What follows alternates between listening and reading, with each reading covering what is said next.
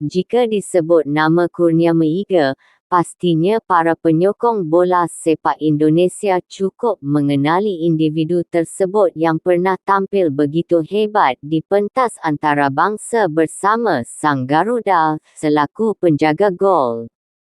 Tidak hanya penyokong Indonesia, malah rata-rata penyokong Harimau Malaya juga sudah tentu mengenai beliau yang hampir sahaja meranapkan peluang Malaysia untuk muncul selaku juara Sukan SEA 2011. Jaringan penalti terakhir yang diambil Badrul Bakhtiar ketika itu jelas menjadi sesuatu yang sangat mendebarkan untuk rakyat Malaysia yang berharap ia dimuktamadkan ke arah gol.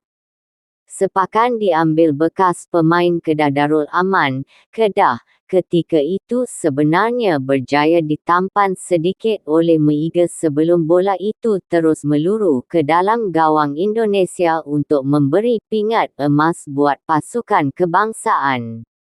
Nama Meiga pada suatu ketika boleh dianggap cukup hebat dan tidak tertakluk di Indonesia tetapi ke pentas Asia Tenggara menerusi beberapa siri kejayaan diperoleh beliau.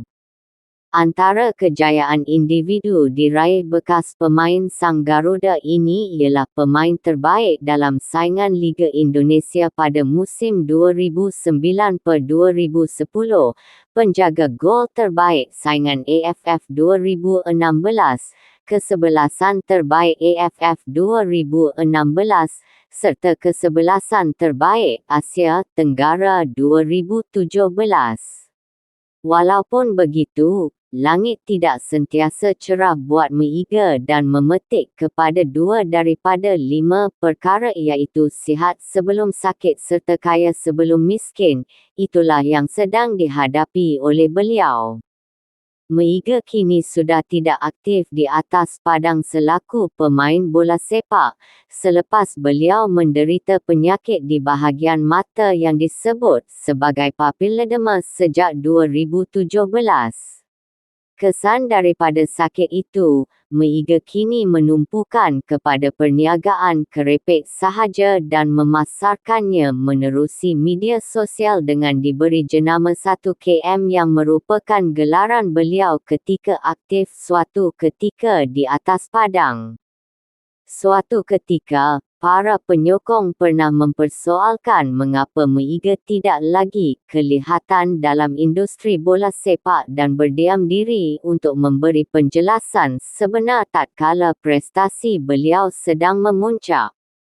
Baik Meiga atau ahli keluarga terdekat, semuanya mengambil sikap untuk berdiam diri sehingga menimbulkan banyak persoalan dalam kalangan peminat mengenai keadaan penjaga gol tersebut.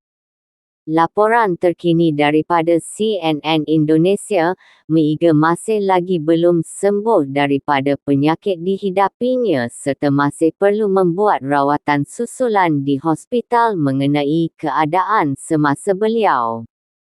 Tidak kenal erti mengalah, Meiga terus berjuang ketika ini dengan menjual kerepek menerusi media sosial dan sebelum itu ada laporan menyatakan beliau turut menjual segala pingat pernah dimenanginya suatu ketika kepada orang ramai.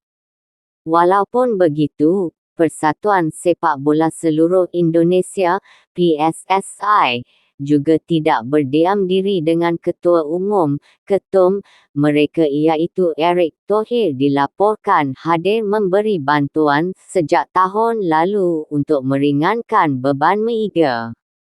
Selain itu, Meiga turut mendapat bantuan daripada Yayasan Bakti Sepak Bola Indonesia yang membuat renovasi kepada rumah pemain tersebut untuk menjadi lebih baik serta selesa didiami.